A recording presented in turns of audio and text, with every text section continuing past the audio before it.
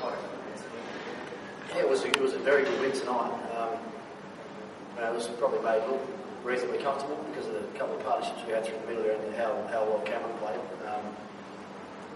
It was pretty tough work early on. The ball was around a bit at the start of our batting innings, which we probably thought it would because there was a bit of moisture in the wicket at the start of the game. So I think we felt it might have been difficult tonight. We did a reasonable job, I guess, right the way through the game. Coming straight out of Test cricket and straight into one-day cricket always takes a little bit of adjustment, but I think overall tonight with our bowling skills were pretty good right the way through, and certainly the majority of our batters were very good tonight. So it is always nice to get off to a good start like that in a 5-game series. Barrel of the 50 over games in Myers. So we keep hearing. I can only say the opposite for as long as or as much as I possibly can. I mean, and that's what I keep saying about it. You know, the last few series that we've played some incredible one-day games, and tonight is another one of those. You know, when you have those sort of runs scored, and you see some of the individual innings and performances that happen tonight, then if that keeps happening, then I don't think anybody will be talking down to 50 over a game. In saying that, though, it was the lowest crowd in 10 years for an Australian game here. Does it puzzle you, or was it something to think about? I think you could almost predict that was going to be the case tonight, just with the amount of cricket that's actually been played in Queensland over the last week or 10 days. You know, people have only got a certain amount of money to spend to come and watch a game, so I think that's got a lot to do with it. And if you're actually looking at the spectacle, tonight was a great spectacle. It's a great ground to come and watch the cricket on as well here at the Gabba, and it's a game that ground that all the players really enjoy playing. So I think Sydney will be pretty much sold out, I reckon. Adelaide, you always get good attendances there, so I think the next couple of games will probably tell a truer story than what this went through. Cameron, how good does it feel to do that at home? Because you scored runs in England and India at times when a lot of people were watching you to do that tonight. Must be pretty satisfying. Yeah, it is, to be honest. I kind of thought about that a little bit coming into this series, so it's pleasing to be able to show the people and teammates that I can do it in Australia, and I'm just happy that we won and contributed well to the team. It's a good feeling and enjoyed it. And after years where you were about some years and bowler some years, does it feel really good to have a settled spot at the top of the order? Yeah, I guess it does. Is that how you view some of your years that you've been bowling some years? Yeah, probably. Yeah.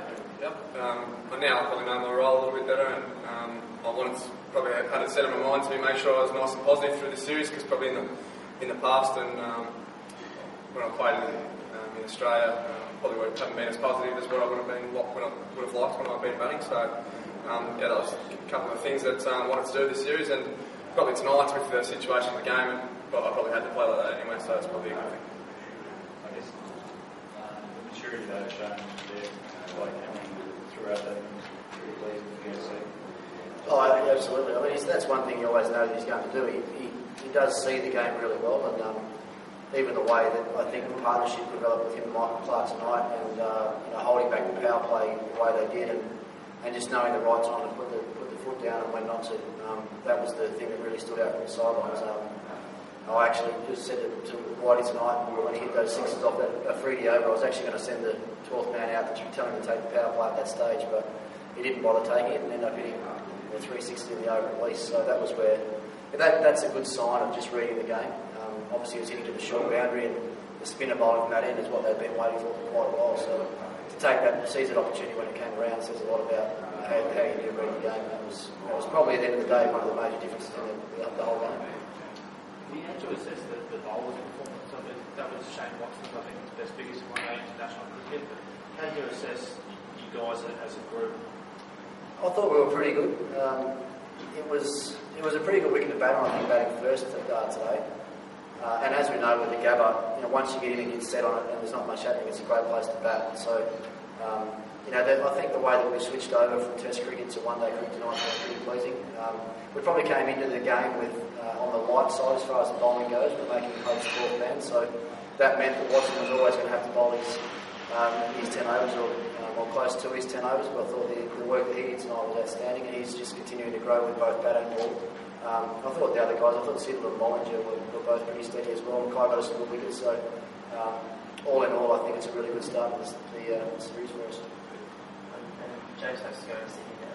So yeah. You do expect, you just take in just to have some conditions right, or Oh, well, we've got 13 down there, so we'll just have to wait and see if everyone, I think, has got through this game reasonably well.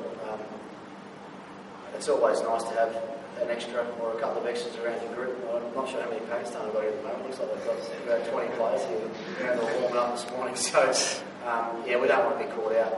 If someone happens to hurt himself in a warm up or whatever, it's always nice to have extra bodies around. So, and with someone like Hopes being in the squad and even Bogues, gives us great flexibility because they're both combatant bowls. So you always want to have that around one day squad.